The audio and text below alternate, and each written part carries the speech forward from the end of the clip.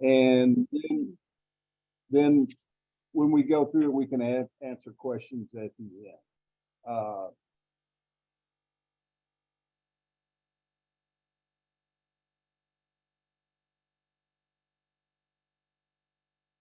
So the first thing I want to talk about is we get confused. You know, data is not knowledge.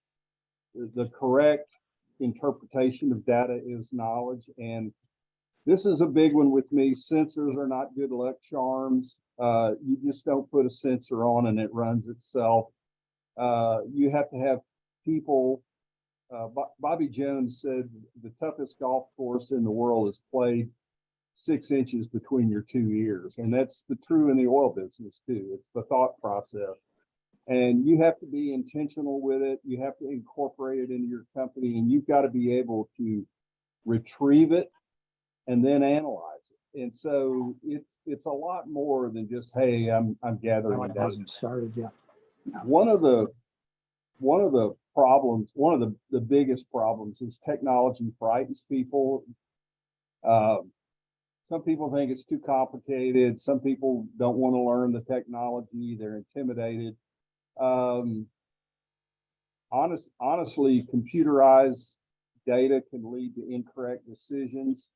But the biggest thing that I see on people that do use technology is they worship at the altar of technology. It's used as a crutch, and it's not a tool. And again, it has to augment everything else that you're doing. I'm an engineer, so I can put this slide on here. Okay, I have a big problem with engineers. They have a unique problem.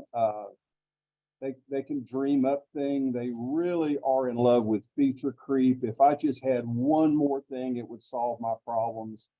They get way too complicated in their design, particularly in technology. They love the process much more than the outcome. And you heard me say this earlier, perfect is the enemy of good enough. Everybody wants perfect.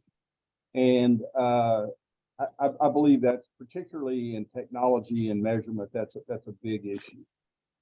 The reason we've addressed this is the independent oil field is the last really big industry that's not completely digitized. I mean, you can't name, even the forestry industry is digitized, and there's a lot of reasons for this. People are resistant to change. Historically, they're kind of trapped in their same mode of operation. This next one is a big one, and it really surprised me as we got into this. It's cultural. The guys in the field don't trust the guys. Hey, Greg, hold on. We've got a question from Chris. Yep. Chris, go ahead.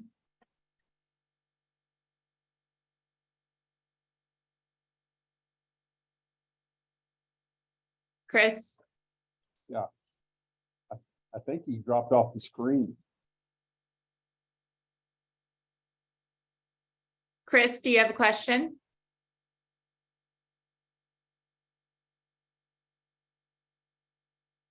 Going once, going twice.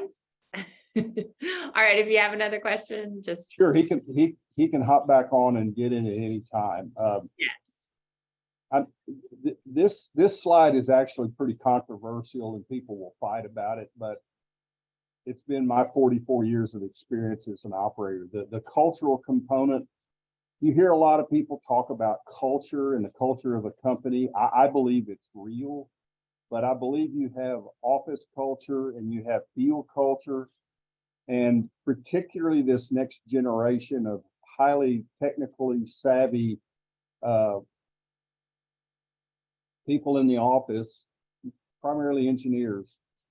They just love technology, and yet they know very little about the field, but it goes both ways.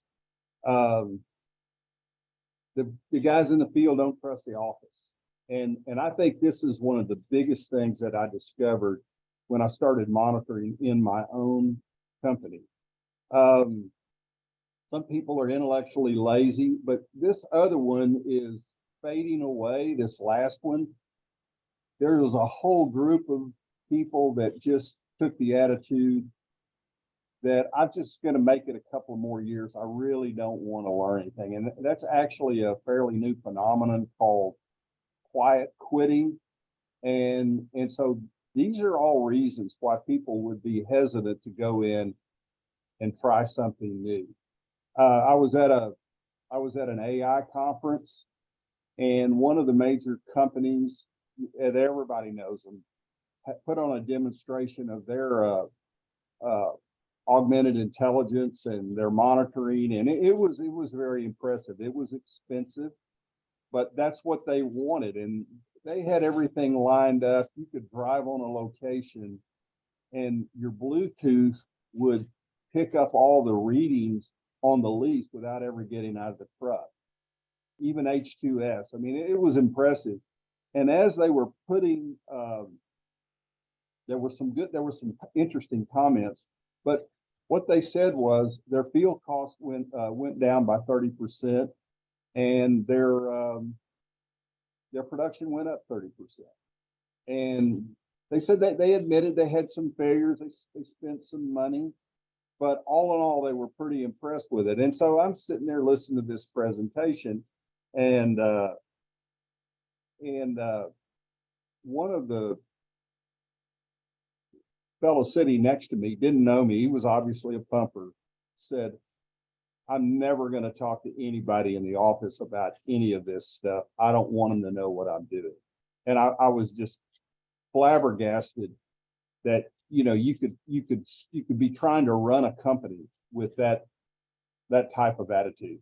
So here's what I would tell most people, particularly medium and small size independents. I'm not trying to be derogatory. I'm trying to be direct. We all talk about 0 to 60 on cars. Right now, good chance you're a 0. Okay, even if you're getting gauge sheets, they're 2 or 3 days behind. You might be being pencil whipped. There's a lot of things, but with the way monitoring exists today, within less than an hour, you can be up and running and be getting what I call the 60% solution.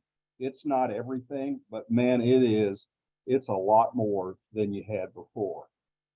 So on this issue of trust, what I do a lot of reading. I've read a lot of Peter Drucker, who's the father of business management. But one thing sticks out more and more with me is that trust is the basis of every successful organization.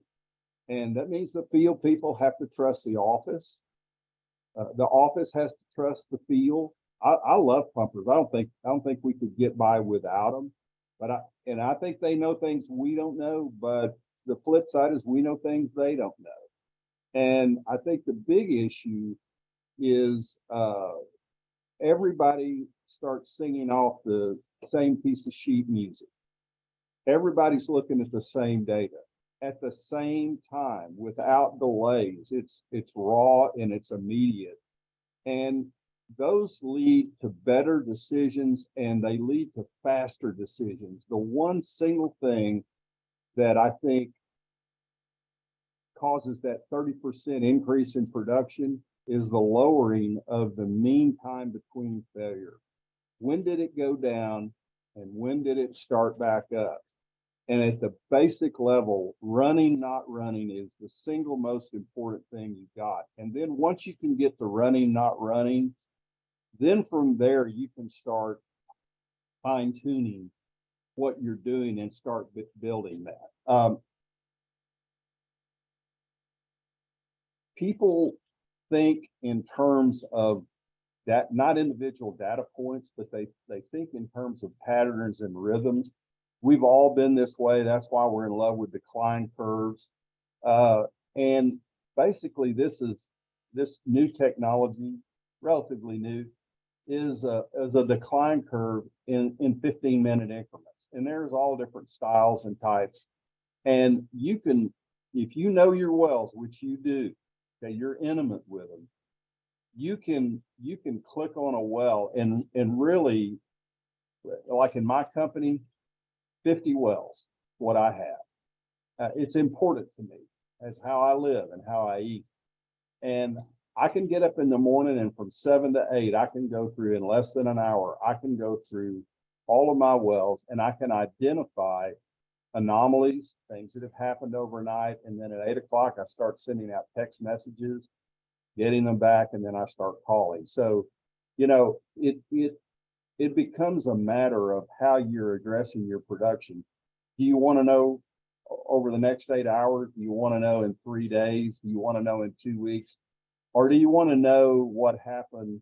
You start looking when your run check is down. That's a little too late for me. Right now, and we have been for a while, the world's in a data rush. Data's everything, everything.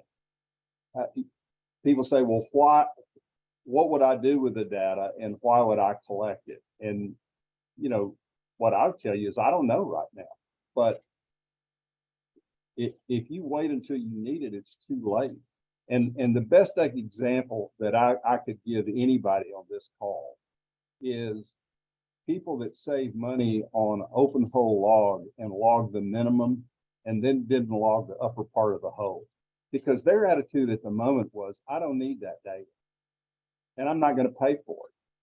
But all of us have been in a situation where we wish we had the top 2,000-3,000 feet of that hole log. That's 30, 40 years ago. It would be very, very important. And so I would say start collecting data and start building it into your company culture, and then knowing what you're doing with it. Might take you 90 days, it may take you 6 months, but at some point you're going to have a really big immediate return on a failure, something that really convinces you that it's valuable. So here's where we are. I've got some partners and they're all old like me, and one of them said, old age and treachery trumps youth and enthusiasm. And that's true. You know, you can outwork somebody and outguess them. But I think a better attitude is, and we've hired a lot of interns, you know, still in college that contribute mightily to what we do, and they're really technologically savvy. And I think the new world order is you take the old age and treachery, and that's your experience, and you combine it with youth and enthusiasm, that's their technological prowess, and then you can really create something. And I think that's what I would like to see as the industry moves forward. And by the way, I think it's going to be a requirement. So when we first started this pitch, we talked about the coming crew change. Well, that's old news now. It's happened. Go look around any room, and most of the older guys like me, most of them are retired.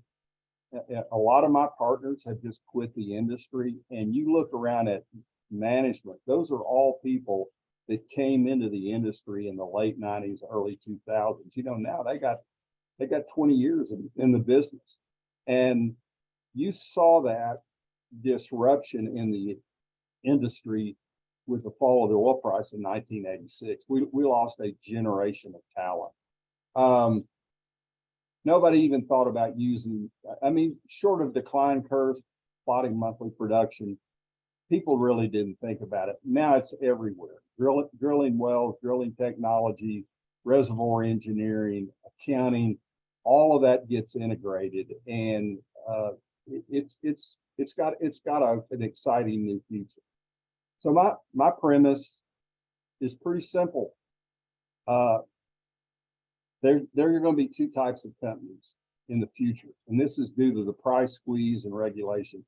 Those who measure and analyze, and they really have a handle on their production, and those that are going out of business. And I don't necessarily mean that they're going to go bankrupt, but there are those companies that they're going to find their margins shrink, and they're going to be absorbed, sold, taken over by other people. One of the downsides to this is people think they've got to go all in with measuring and monitoring and change their platform. And We've all been stung by, I call it the black box with the blinking lights. We've just been sold stuff over the years, and we're sick of it. But to me, and I can show it in my own production from January of last year. I mean, that 30% number is a real number to me. So we've got to say missing data is missing value. And there are actually still people that work with a big chief tablet and a number 2 pencil. And there's nothing wrong with that. That picture there that you see is an actual gauge sheet from one of my pumpers. He's a good guy. He's hardworking, but he is not going to fill out any reports. So what I have him do is I have him take a picture of it. He sends it to me, and then I compare it with what I've got online. And most of the time it's pretty good, but I've caught some mistakes, some big mistakes. I caught wells that were being reported as not producing, but because I could see them on my monitors, I knew that they were producing. Well, he just kind of forgot that somebody had turned the wells back on, and he wasn't gauging them. So that, and we're real common with that.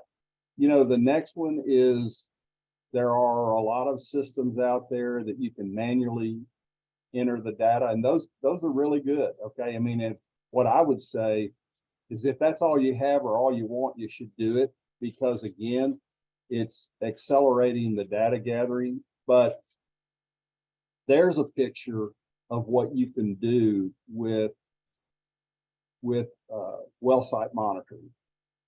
There's the production bill that looks pretty decent.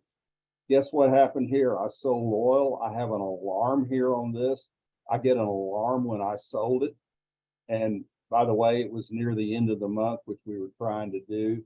And then here are notes as we were getting a new bill that our pumpers put in. Here's a digital readout over here. You know, this is for your visual, but this is the actual number. And so that's the kind of data, and it's resident, and you can go back basically as far as you want to. And this is the kind of data that I believe that a person needs to really effectively run their company. So without getting too technical, I love this story. Okay, I like to tell stories. I like to tell oil field stories. And this is a typical oil field operation. One of our customers had shut down on a Monday to do a compressor repair. So what's the press? Get the parts in, get it fixed, get it up, get it running, and go home for Thanksgiving. And, you know, it took them 3 days, and they turned it on. Here's the cycle. They turned it on. Everything's going good. And on the Wednesday evening, the suction pressure started dropping. See this right here? And you looked at that, and we got an alarm, and it was 4 in the morning on Thanksgiving. 4 in the morning. The guy was up for other reasons. Anyway, it's running, it's selling gas, and the suction pressure dropped from 18 pounds to 16 to 12. By the time he got out there at 8 in the morning, now this is Thanksgiving morning, the compressor was still running, but the suction was 8. And it's getting ready to go down on low suction pressure, but everything was working. So then they started backtracking in the field, checking the wells, and they got to the last well, which was also the best well they had. And the dump valve was frozen open, and it was venting gas into the saltwater tank. He walked over with a crescent and hit it. The dump closed. The pressure immediately started to build, and everything kept running, never went down. And what would have happened if they hadn't that? Well, they'd have been down. It'd have been Thanksgiving Day. They'd have had to blow things down, drain water, Okay, what happens next Friday? Black Friday. Okay, we're going shopping. Saturday, ball game. Sunday, going to church. That's a very simple solution on, and I'm not even talking about the money that you would have lost between, say, Wednesday and probably Tuesday or Wednesday of the next week. All of that was avoided because there was monitoring, there was an alarm, there was an action taken that taken early enough was easily corrected, and they went on about their business. This is one of many stories that we can tell. We had one customer that reported a 20 barrel a day increase, and we said that's impossible. And they said, well, it's not possible unless you've got a 20 barrel a day well that's been off for 3 weeks and you didn't know it. So little simple things. So here's my biggie. I'm not getting political, but I'm a big trust but verify. I trust people. I hire good people. I train them. I work with them. But I like to verify everything. I don't like to assume. And what this has done for us and our company and other customers is it's allowed people to trust but verify. So that's kind of it. I've got some examples. I can answer questions or anything along that, but that's a short 30,000 foot view of why measuring and monitoring is important to the independent oil business. So I think that's it for me.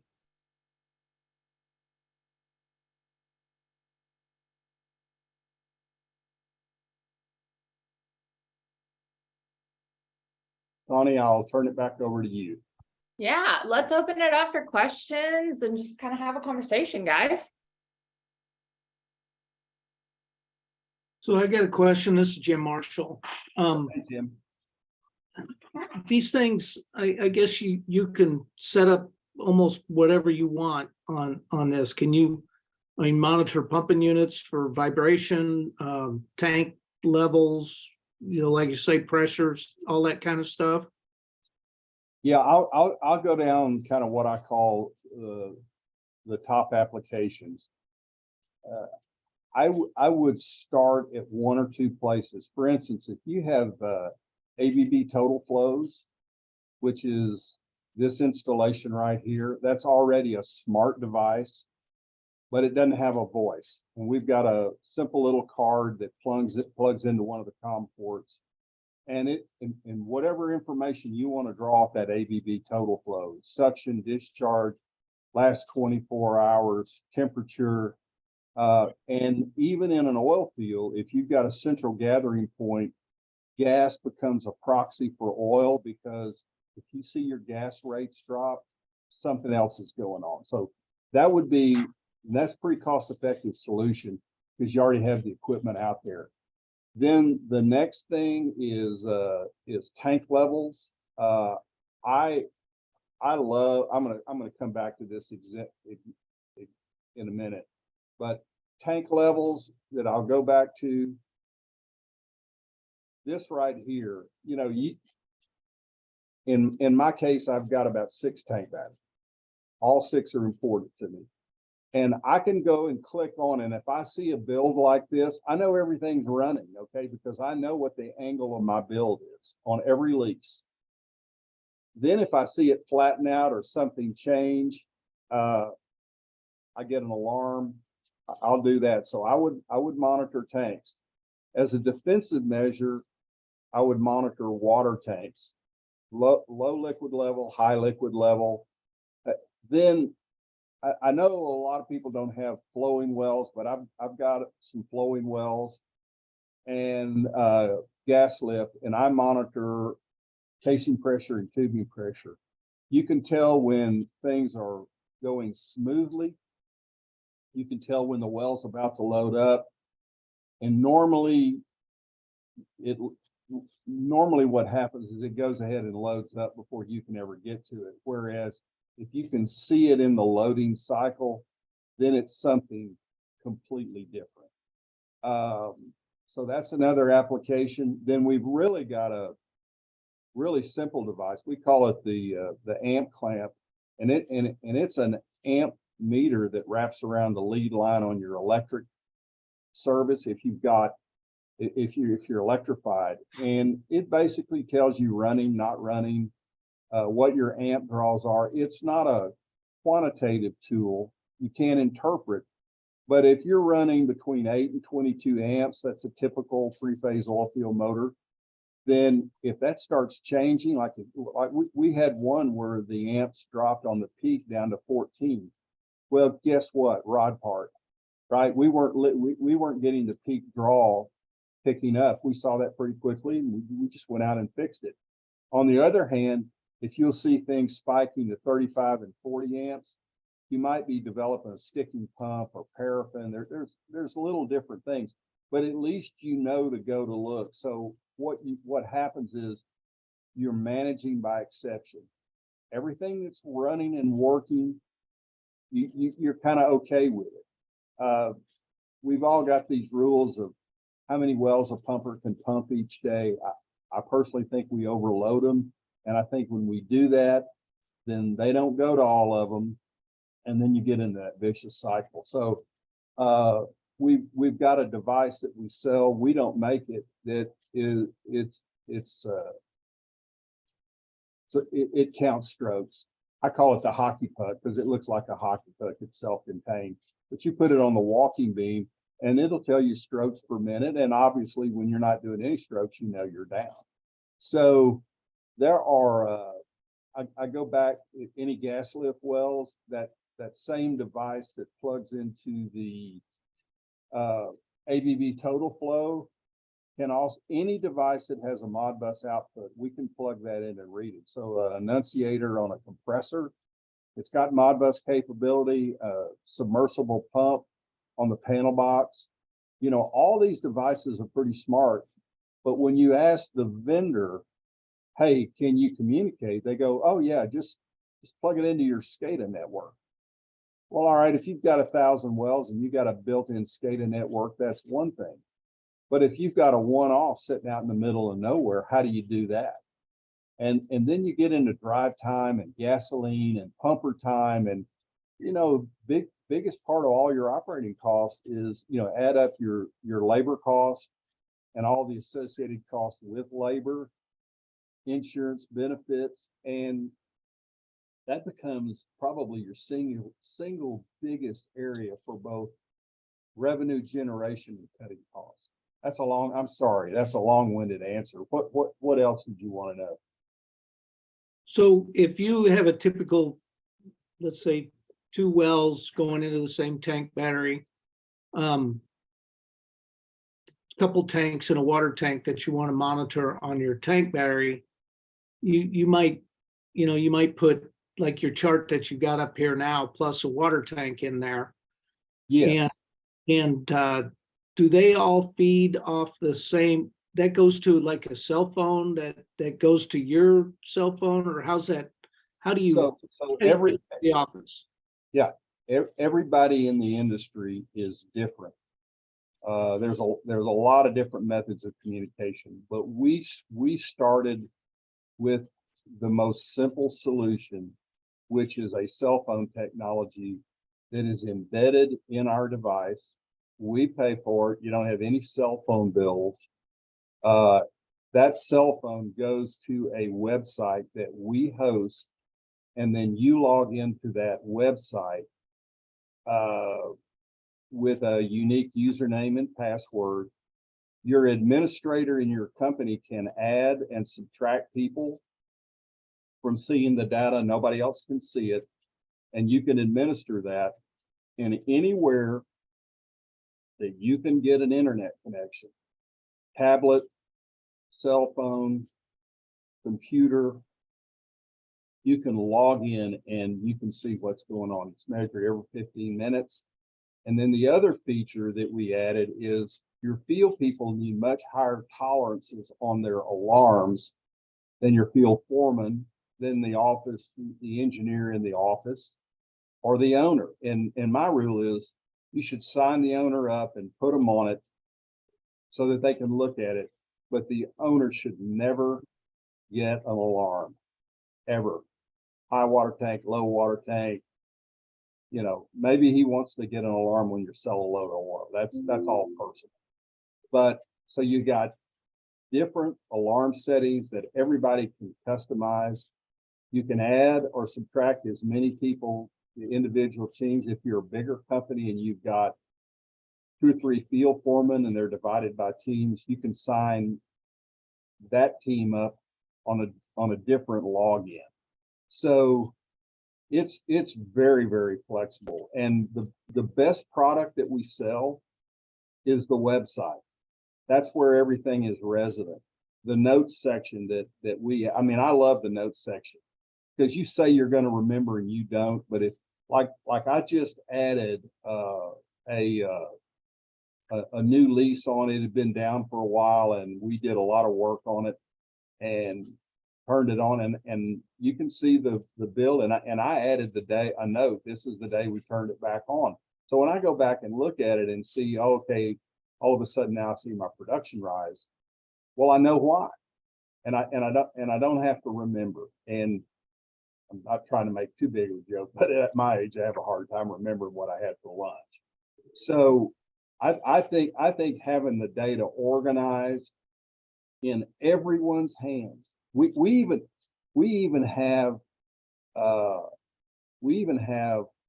accountants use it because they may not know much about the operations, but every time they see this drop, they know they just sold 160 barrels of oil. Does anybody ever run in at the end of the month and said, how much oil have we sold this month? Well, you can find that out in about 5 minutes. You just go to all your tank batteries. You count every one of these drops, multiply it by 160, and that's your monthly oil production. Are we going to make this month? You know, my goal every month is between 5 and 6 loads. That's my goal. That's my personal goal. And if I know I'm selling between 5 and 6, that's great. If I'm only going to sell 3, I need to know by the middle of the month, and I need to start working on that and figure out where the problem is. Anyway, again, sorry, Jim, long-winded. What else did you have?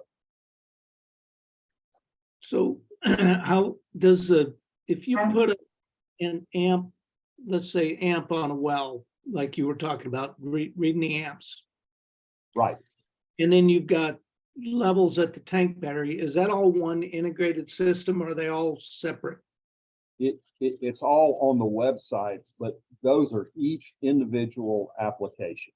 And then Okay, do you charge for the communication of each? I'm sorry, say that again.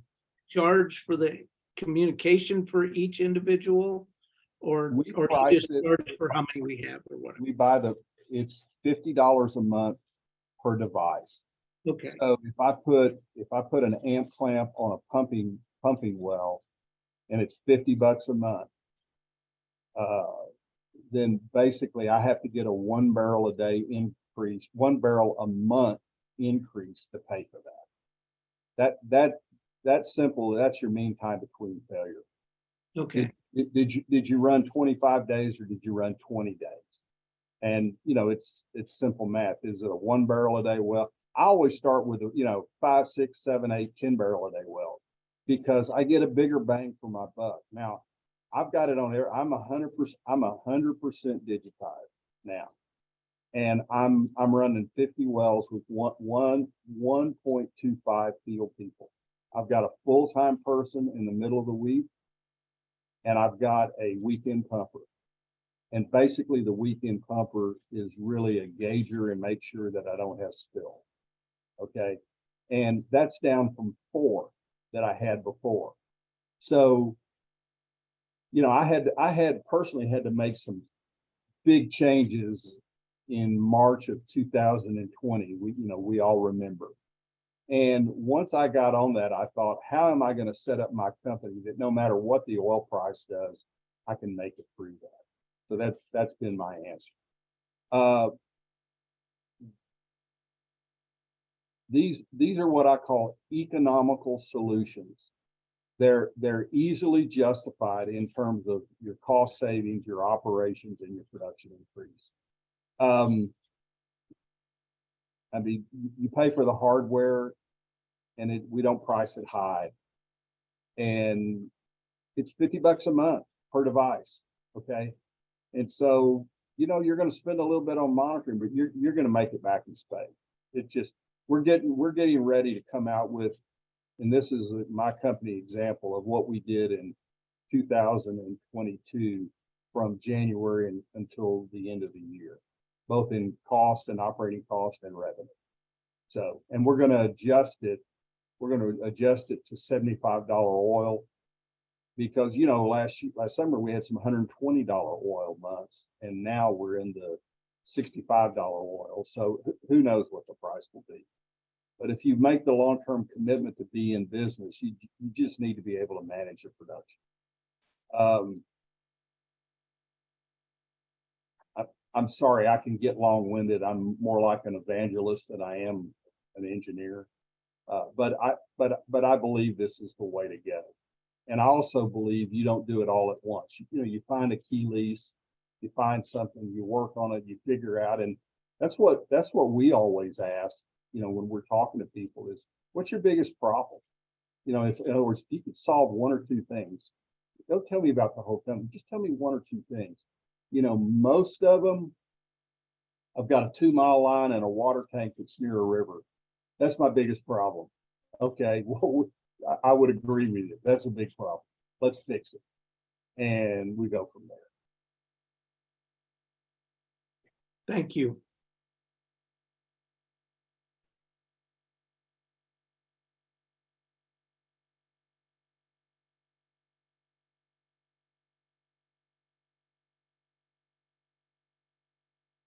All right, who else has got some questions?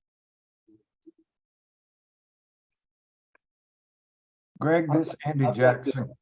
I'm sorry. This Andy Jackson, how are you? Hey, Andy, how are you? Good. Hey, what kind of device are you using to measure the level in your tanks? We've got 2 or 3, and they vary by the type of fluid.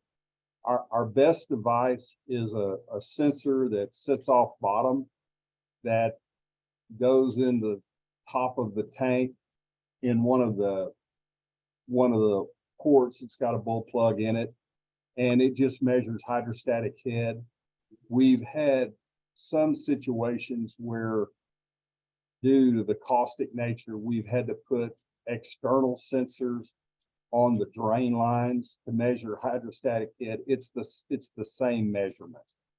And so those are within about an inch, positive or negative, of what the actual level is.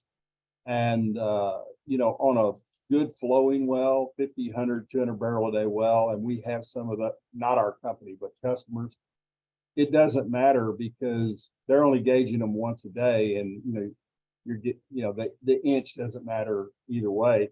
And on the low volume wells, you get a gauge, you know, it's not, again, it's not a quantitative measurement, but it does give you a sense of when you're about to sell oil, when you need to pull bottoms, when you need, you know, all the pipelines are different. Got to call 5. I won't say who it is, but we know who it is. The one I sell to, you got to call them 5 days ahead. Well, what if it's 3 days before the end of the month? Hey, what am I doing now? And so I use it as a planning tool. I took actually to plan my cash flow. One of my uses. Did you tell me at one time that you were experimenting with a radar sensor, like a Vega device? Yes, we have not commercialized that yet because our rule here is we're fortunate in that this is my production, so I can test it without getting into a lot of legal agreements and that type of thing. We haven't had some people ask us for that solution, so we're testing it. It tends to be a little more expensive. There are some upsides and downsides, but we want to run it through the paces before we go sell it to somebody. Now we have, on a couple of cases, like I don't have any flowing gas wells because I have mainly water flood oil production. So we found people that wanted to do some testing on plunger lifts. And so we would do that. We did that basically with their permission, and we covered most of the cost. So we have some situations like that, but most of it we just tested out on our own stuff. And it probably takes 6 months to really get it the way we want it before we'll go sell it. So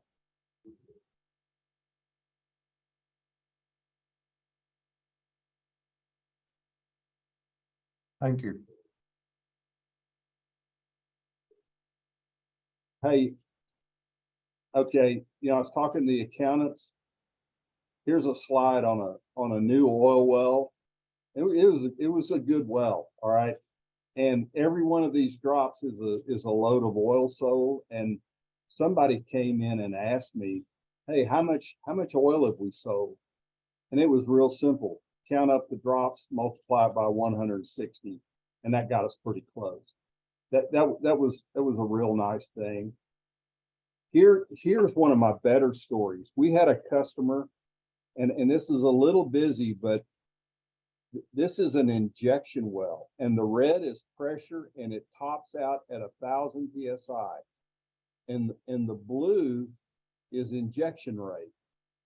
So if you'll kind of struggle through with me, you'll notice that they were kicking a well on.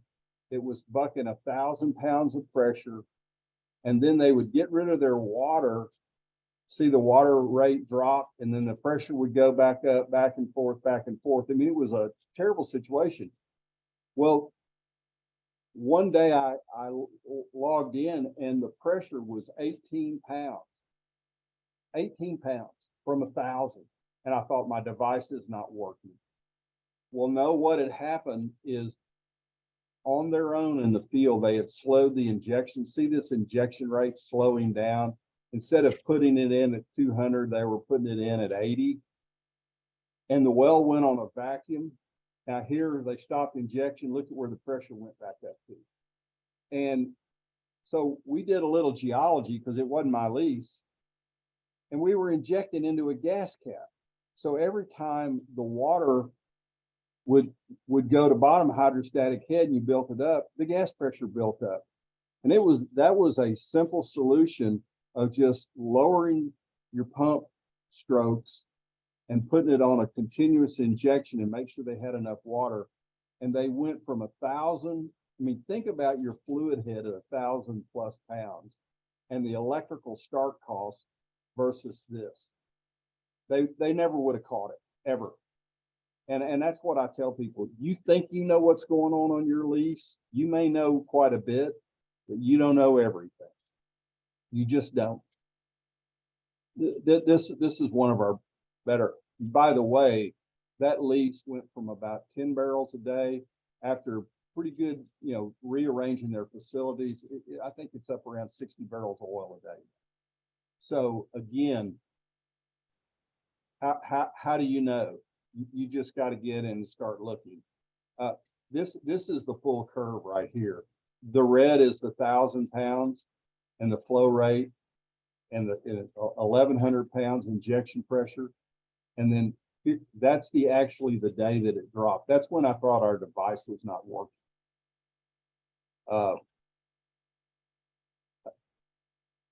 A side story, the pumper never went out to the well to even check what it was doing.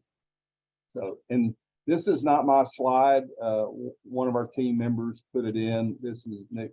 I mean, we think everything's expensive. I mean, that's what you're talking about on the cost.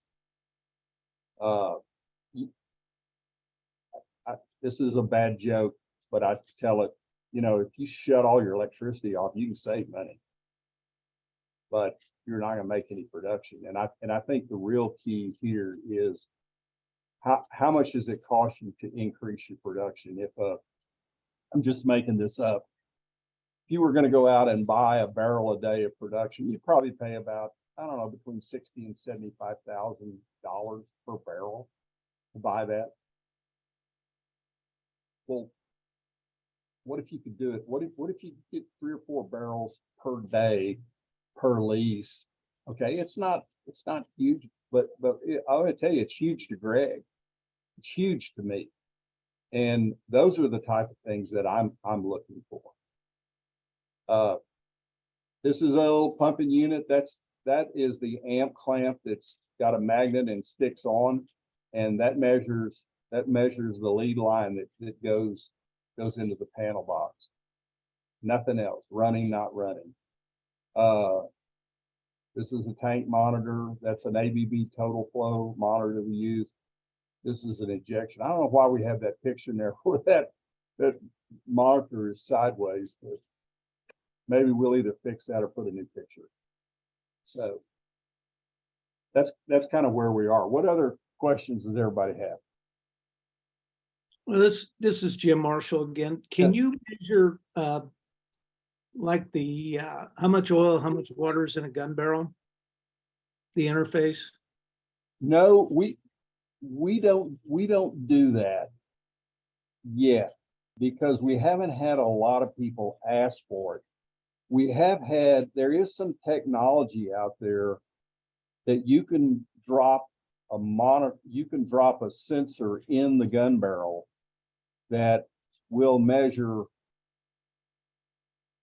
oil water interface and water.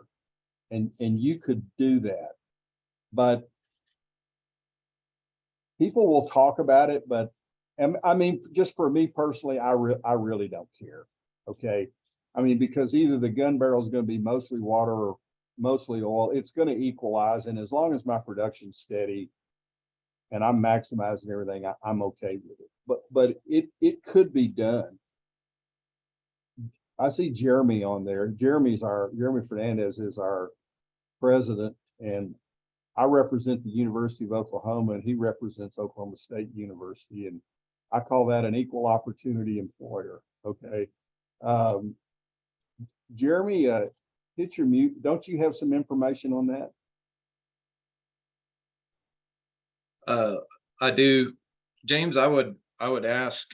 We're chiefly in the problem-solving industry, right? And we're operators too. So, sounds like you might have a need for measuring in a gun barrel. What's an application that you've seen? Well, we make about 20,000 barrels of water and about 150 barrels of oil. And so we have a 3,000 barrel gun barrel, and the water coming out has to be adjusted, and it's just a guess as to how to adjust that water so that the water is fresh water, it ends up going into the river. Mhm. And if it gets too much oil in it, then you get oil carryover, which obviously, you can't have. And if it gets too little oil, and you get water carryover into your tanks. And so our pumper is constantly making adjustments based on how clean the water is and how clean the oil is. And if he could tell where to keep that oil face, then he wouldn't have to worry about it. Right. I think the two things that I heard there was 150 barrels of oil a day. Okay, so now you've got a really nice revenue stream. And then I didn't get the exact number, but a lot of water, right? 1% cut. Right. Yeah. Yeah. And so in that case, yes, there is technology that can do that. I tell you what we'll do. Let us do a little work on that, and we can do an engineered solution on that. In my case, on my production, I'm talking about 50 barrels of water a day and 10 barrels of oil. Okay, so it's not moving that fast for Greg on either end. But in your case, I can definitely see that. And then that goes to the fine tuning equivalent of, okay, can I keep my interface level? And I'm guessing you do that by a valve or a choke that you either open or close and try to adjust that water going out the other side. How do you do that? I'm just curious. That's exactly right. Yeah. Okay. Yeah. I would let me do this. We'll just do this. Jeremy, let's and I've got Jim's information. He's with Dobby down in Ardmore, and let me we'll look that up, and before we get too crazy, we'll send you some data and you can look at it and see. Because if we can do that, the monitoring is the same, okay? It doesn't care whether it's 1 barrel a day or 150,000 barrels a day. The monitoring is the same. The big difference here would be, what does that interface sensor look like, and what does it cost, and then how would we incorporate it? How would we learn how to use it and incorporate it? So let us do a little work on that. But Okay. those are just the kind of things that we're looking for, right? Well, it's an unusual circumstance. I know, but Well, I won't name the company, but I actually had lunch yesterday with somebody down in your area. You would know them, and the reason I said that 1%, they're doing the same thing, and but they're worried about their injection headers. Where's the water going, and what does it look like, and is one getting overloaded, and how could they monitor that, right? So yeah, and on these big water floods down here, you get a little carryover into the injection wells. You've lost a lot of production. Right. Absolutely, Right. absolutely. So Jim, No, I get it. yeah, let's connect on that, because I mean, we're still dealing with chemistry and physics, and like Greg said, most of the things you could sense. Sometimes you can sense things indirectly, but still get the result you're looking for, at least better, right? I mean, we've had clients that have discovered how to use the amp clamp in ways we never imagined. We even had roller coasters and things like that. How do you look into things like that? So we like solving problems. We've got a lot of engineers here at WellCaddie. Greg makes fun of them. I'm one too, right?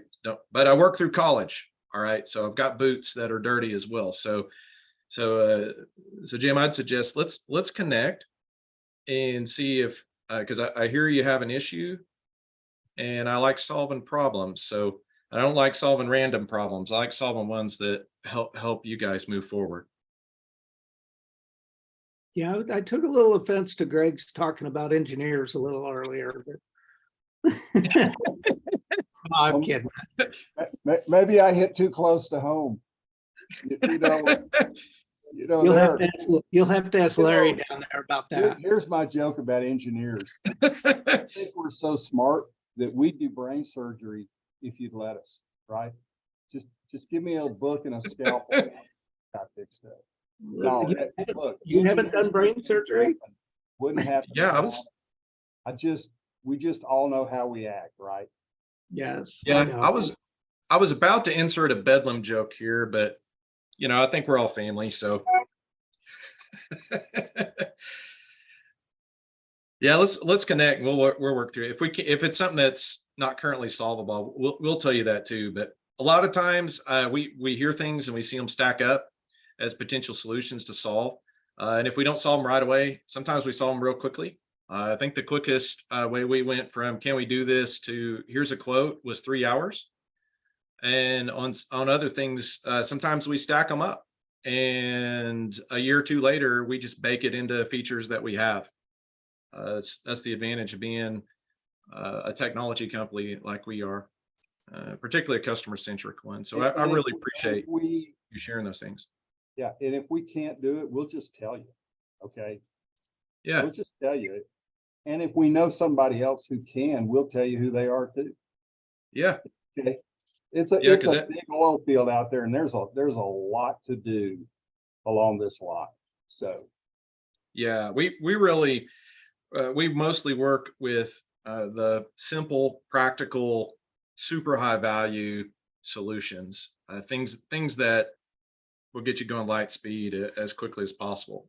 We have a saying that when you're on top of a ladder, okay, against an oil tank, and you have a cell phone. Now, someone in there, OSHA, don't watch out, right? But what can I do on top of a ladder with sub-zero wind at 20 miles an hour blowing on my face with one hand? And we try to do as simple as possible. So if it falls in that wheelhouse, then that's where you're going to see the first and easiest gains. biggest impacts, right? And so really, we want to take a look at this. And some things that theoretically should be hard, there actually are simple solutions. And technology can help you bridge those things, especially in today's world. It's 2023, right? So most things are connected. Yeah, we started in 2013 as a science project, a cool science project, right? We just started because I just wanted to do it, because I'd made every mistake known to man, right? Right. Hey, I call that management by catastrophe. And I wait till it blows up and then I go out and fix it. Greg, I've got a question. Kind of ask on behalf of some other folks too. Some of you guys are hands-on, and we do have a free online demo. You don't have to call and schedule. You don't have to sign up or anything like that. Really, you're about 3 clicks away. So if you ever want to use SCADA as an educational packet, then feel free to just jump on our website, go to where it says log in, and it's right on the front page. Just go to login, and then on the login page, you'll see a yellow bar on there, and you can click for a demo. That's actually Greg's production. So it's live, it's real. And so if you're ever wanting to plink around on there, then we've got it set up. You can't break it. Okay. At least we hope you're not. Right. Yeah, and a disclaimer, Pentagon level security. So that production is not material to the industry. I mean, if you do numerator, denominator, it doesn't mean anything. But to Greg, it's really important. right. And it's served me well. Right. So I've got phone numbers on this presentation. Anybody needs any help, we're not a hard sell, we're problem solvers. So thanks for your time. Thanks for logging in. Thank you guys so much for putting on this awesome presentation, and thank you guys for the conversation. I'm gonna go ahead and log us out, and you guys should be getting a couple emails from me pretty quick. I hope you guys have a nice day, and I hope the sun comes out pretty soon. You bet. Thank you. Jim, good to see you guys again. All the best. Yes, you too. Bye, guys. Bye. Thank you. Bye. Thanks.